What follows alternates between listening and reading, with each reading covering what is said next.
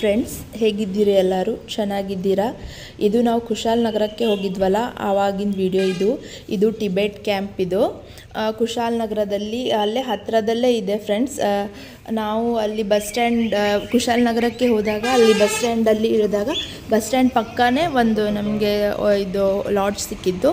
ಅಲ್ಲೇ ಸ್ಟೇ ಮಾಡಿದ್ವಿ. ಆ ಲಾಡ್ಜು ತುಂಬ ಚೆನ್ನಾಗಿದೆ, ಅದ್ರದ್ದು ನಾನು ವಿಡಿಯೋ ಹಾಕ್ತೀನಿ. ಇದು ಒಂದು 5 ಅಥವಾ 6 ಕಿಲೋಮೀಟ್ರ್ ಆಗುತ್ತೆ ಅನಿಸುತ್ತೆ ಅಲ್ಲಿಂದ ಹೋಗೋಕ್ಕೆ. ಅಷ್ಟೇ ಇದು ಬಸ್ ಸ್ಟ್ಯಾಂಡಿಂದ ನಾವು ಹೋಗಿದ್ವಿ.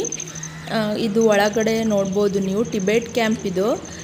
ಯಾವಾಗಲಾದ್ರೂ ನೀವು ಕುಶಾಲನಗರ ಅಥವಾ ಕೊಡಗು ವಿಸಿಟ್ ಮಾಡಿದರೆ ಫ್ರೆಂಡ್ಸ್, ಅಲ್ಲೇ ಹತ್ತಿರ ಅಕ್ಕಪಕ್ಕನೇ ಪ್ಲೇಸಸ್ ಇದೆ, ಟೂರಿಸ್ಟ್ ಪ್ಲೇಸಸ್ ತುಂಬ ನೋಡೋಕ್ಕೆ. ನೀವು ವಿಸಿಟ್ ಮಾಡಿದರೆ ಇಲ್ಲಿ ವಿಸಿಟ್ ಮಾಡಿ ನೋಡಿ ಫ್ರೆಂಡ್ಸ್. ಯಾಕಂದರೆ ಇದರೊಳಗಡೆ ಟಿಬೆಟ್ ಕ್ಯಾಂಪ್ ಒಳಗಡೆ ತುಂಬಾ ಚೆನ್ನಾಗಿ ಪ್ಲೇಸಸ್ ಇದೆ ನೋಡೋಕ್ಕೆ. ತುಂಬ ಪ್ಲೇಸಸ್ ಇದೆ ಫ್ರೆಂಡ್ಸ್ ಅಲ್ಲೇ ಸರೌಂಡಿಂಗಲ್ಲಿ.